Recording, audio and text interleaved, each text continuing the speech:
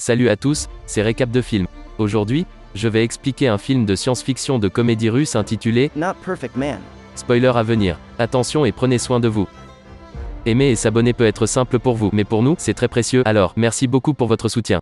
Une jeune femme russe nommée Sveta vit dans un petit appartement avec son petit ami Borya.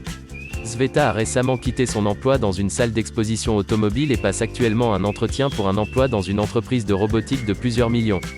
Son potentiel patron, Vadim Sergevitch, est impressionné par son intelligence et la nomme dans son entreprise comme manager pour le prochain lancement. Sveta est plus qu'heureuse en rentrant chez elle. Elle rentre chez son petit ami, préparateur physique et influenceur Borya qui s'entraîne dans sa cuisine. Sveta comprend le comportement étrange de Borya mais ne dit rien. Un bruit se fait entendre de la salle de bain que Borya prétend être un client, mais son mensonge est bientôt attrapé lorsqu'une fille avec seulement une serviette en sort. Sveta regarde son petit ami avec les larmes aux yeux alors qu'il trouve des excuses. Elle remarque aussi qu'il essaye de cacher une capote avec son pied mais elle ne dit rien. Borya la trompe clairement mais Sveta est trop attachée à lui émotionnellement pour le laisser partir. Après le départ de la femme, Borya leur prépare le petit déjeuner alors qu'un silence gênant règne dans la cuisine. En ayant assez du silence de Sveta, il lui demande de parler et de le maudire car il le mérite. Sveta insiste toujours sur le fait que rien ne va pas dans leur relation, ce qui rend Borya encore plus furieuse. Il lui tend une pantoufle, la pressant de le frapper, mais elle refuse. Les choses se réchauffent quand il commence à se cogner la tête contre le réfrigérateur et jette son haltère du balcon. Il atterrit sur la voiture de quelqu'un et le couple est appelé en bas pour payer. Borya commence à se disputer avec l'homme même si c'était de sa faute. Lorsque Sveta l'arrête, il déclare qu'ils ont rompu et s'en va. Sveta est dévastée, son humeur du matin change complètement et elle se met à pleurer. Le lendemain est son premier jour de travail. Sa collègue Vi explique tout ce qu'elle doit faire tout au long de la journée. Sa première tâche consiste à déballer les androïdes de type humain, à les synchroniser avec leur tablette et à leur demander leur numéro de modèle. Une fois que le numéro correspond, elle doit scanner le code-barre derrière leurs oreilles et les envoyer à la chambre numéro 21 pour un diagnostic. Les androïdes sont tellement semblables aux humains qu'on ne peut pas les différencier.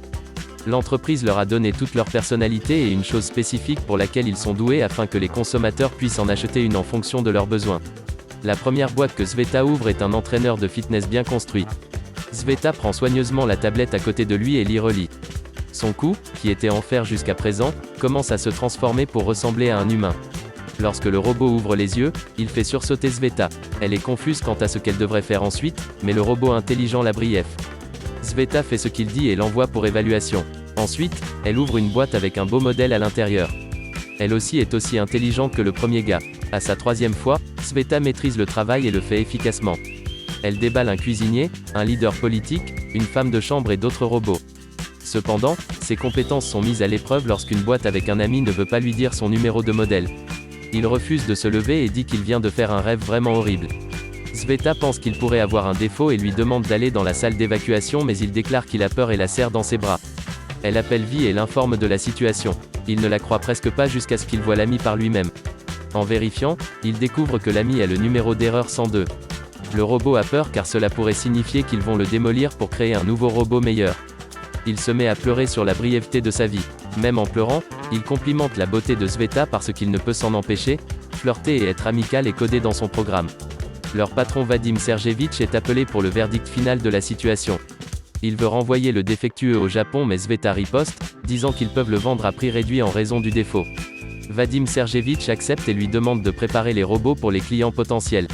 Ensuite, ils sont conservés sur des plateformes pour une exposition afin que les clients puissent discuter avec eux et décider lequel acheter. Sveta est nerveuse car elle doit présenter les robots aux clients. Elle dit à l'ami que sa confiance en elle est faible parce que son petit ami vient de rompre avec elle, mais il lui assure qu'elle s'en sortira très bien. Une femme riche vient à la recherche d'un robot approprié et Sveta la présente à l'ami. Elle est sceptique à l'idée de l'acheter au début, mais change d'avis lorsqu'il la flatte de plusieurs compliments. Cependant, tout en essayant de gagner son acceptation, l'ami commence à devenir étrangement sexuel. Pourtant, la femme demande à Sveta de l'emballer jusqu'à ce qu'elle vienne le chercher. Plus tard, lorsque Sveta travaille sur son ordinateur, l'ami s'approche d'elle et s'excuse pour ses blagues inappropriées. Il la remercie également d'être une si bonne vendeuse et complimente son talent. Pendant qu'il parle, il suggère qu'elle l'achète pour qu'ils puissent être de bons amis pour toujours. Sveta rit et prétend qu'il est hors de son budget. L'ami révèle qu'il a fait exprès la blague inappropriée car s'il était sélectionné, il ne la reverrait plus jamais. Puis, il se rapproche de Sveta et l'embrasse sur les lèvres mais elle recule aussitôt. Enfin, ils partagent une étreinte maladroite et se séparent. Le lendemain, l'entreprise organise un défilé pour montrer tous les robots.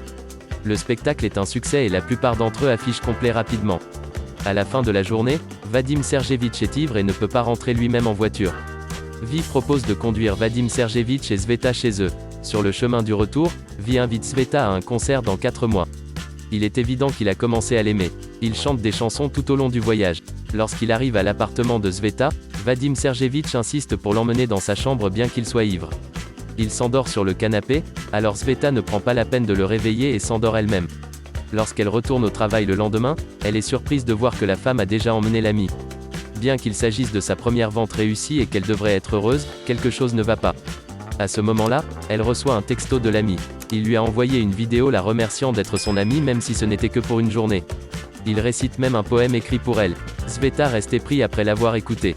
Elle ne peut s'empêcher d'appeler son propriétaire avec l'excuse de le surveiller. L'ami lui dit avec enthousiasme que son propriétaire lui fait porter une combinaison d'animaux. Il dit qu'elle lui manque avant de raccrocher. Le lendemain au travail, son propriétaire fait irruption pour se plaindre du comportement du robot. L'ami la suit derrière et dit qu'il ne veut pas rester avec elle parce qu'elle lui fait porter des vêtements stupides et le traite comme un esclave qui blesse sa fierté. Vadim Sergevitch s'excuse auprès de la cliente et lui assure un remboursement complet. Il est furieux contre l'ami pour avoir fait mal paraître son entreprise. Alors qu'il frappe le robot, Sveta l'arrête, affirmant qu'elle l'achètera à la place. Au cours des jours suivants, elle récupère de l'argent auprès de son amie Katia, de sa mère et de la banque et ramène enfin l'ami à la maison. La nuit, il dort par terre à côté de son lit. Il discute d'un nom pour lui et décide de Yegor. Sveta se réveille le lendemain matin avec Yegor qui lui prépare un délicieux petit déjeuner. Il l'envoie travailler et lui envoie des textos toute la journée. Les deux tombent lentement mais sûrement amoureux. Un soir, Sveta sort avec sa meilleure amie Katia qui s'attend à être bientôt proposée par son petit ami. Elle invite Sveta et Yegor à sa fête d'anniversaire et lui demande de rester au premier rang, confiante qu'elle va être proposée. Un jour, Yegor est seul à la maison quand Boria entre et lui demande qui il est. Yegor croit qu'il est un intrus et le frappe au visage. Il évite également toutes les attaques de Boria.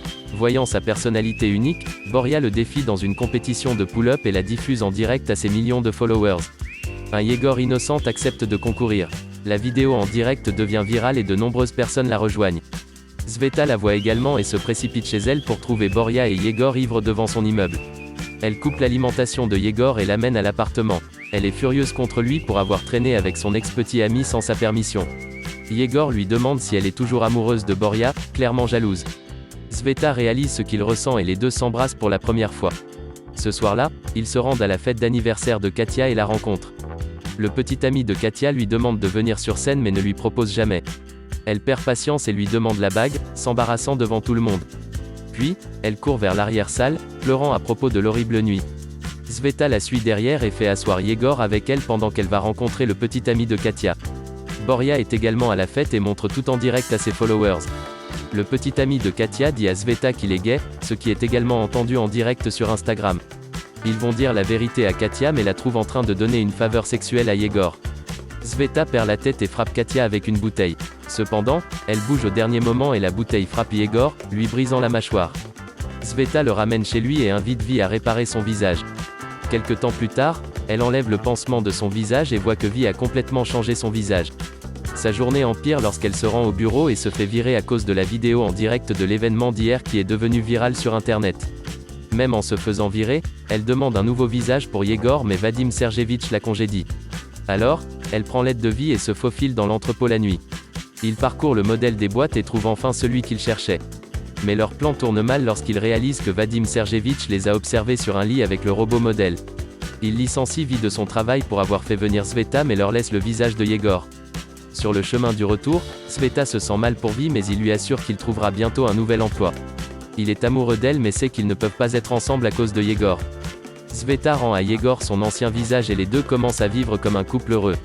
Ils créent ensemble une chaîne familiale YouTube et deviennent d'énormes influenceurs en raison du caractère unique de leur relation.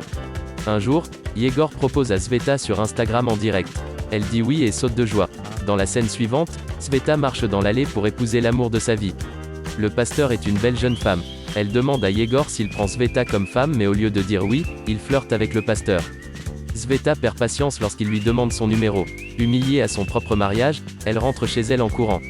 Yegor la suit derrière en essayant de faire passer son flirt comme un problème dans son programme. Mais Sveta a pris sa décision.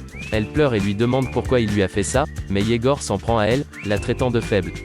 Vi arrive au bon moment et révèle que l'erreur 109 n'est pas réellement une erreur, c'est une caractéristique que chaque robot ami possède, à cause de laquelle il reflète toutes les activités de la personne qui leur parle en premier.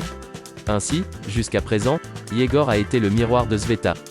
Il l'a trompé avec Katia parce que Sveta voulait que Katia se remette de son petit ami. Même maintenant, il lui crie dessus parce qu'elle fait la même chose avec lui. Yegor se rend compte qu'il ne la blessera que s'il reste dans sa vie. Alors, il lui tend la télécommande et lui demande de l'éteindre et de le renvoyer au Japon. Ils s'embrassent pour la dernière fois avant qu'elle n'appuie sur le bouton. 6 mois après l'incident, Sveta se réveille et se rend à la cuisine pour voir Vi cuisiner pour elle. Il l'aime plus que quiconque ne l'a jamais eu. En mangeant, elle reçoit un texto de Yegor pour la première fois depuis leur dernière conversation. Elle s'enferme dans la salle de bain et regarde la vidéo. Yegor dit qu'il est maintenant au Japon et qu'il est heureux. Il prétend également qu'il se souvient de tout le temps qu'ils ont passé ensemble parce que ce furent les meilleurs moments de sa vie. Sveta regarde la vidéo avec un sourire sur le visage pendant que Yegor chante pour elle dans un entrepôt japonais. Pour recevoir d'autres vidéos comme celle-ci, activez les notifications et laissez un commentaire pour aider la chaîne. Merci d'avoir regardé.